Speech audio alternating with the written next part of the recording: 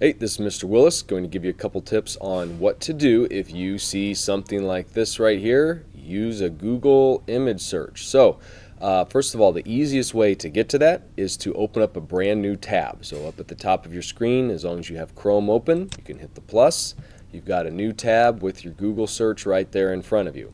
Then you just need to search for whatever picture it is you want to find. So if I want to find like a city for the background, just type in the word city and push my enter key. And so that just gives me a Google search for a city. Obviously, that's not really what I want. I want some pictures.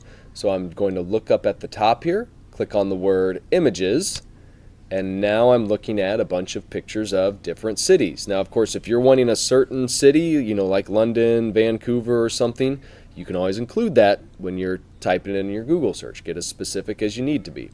Another little trick I want to show you here. As you're searching, oftentimes you'll get some pictures that would be fine and others that are really small to where they wouldn't look good in our projects.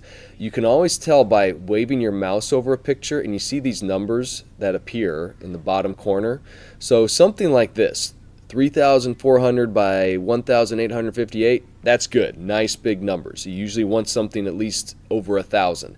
Something like this, it's pretty small. 630 by 472 is a bit too small. So like I said, try and find something where the numbers are over 1,000. And here's something that'll make it even easier. Go up to the top where you've got the settings and tools. Click on your tools, and then you'll have a little drop down that says size, and then just choose large.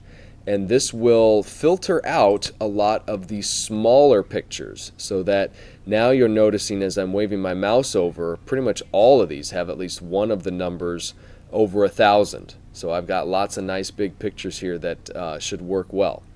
Then once you find a picture that you're wanting to use, you can click on it, and Google's going to give you kind of a preview over here.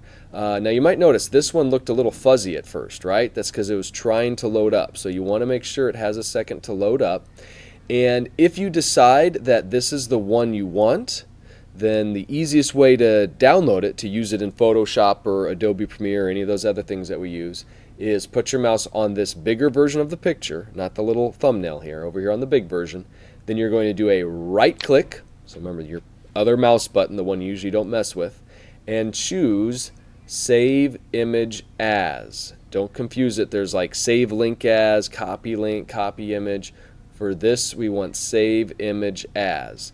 And when you click that, it's going to give you a box kind of like this that says, hey, where do you want to save this?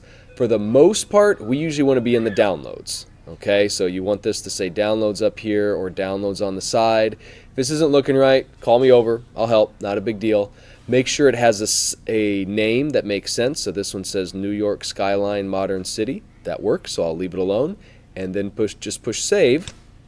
And then the final thing to check is it should have appeared kind of as a little box down here. That means it's saved. As long as you did all that, the picture should now be in your folder and you can go use it in whichever other program where you need it.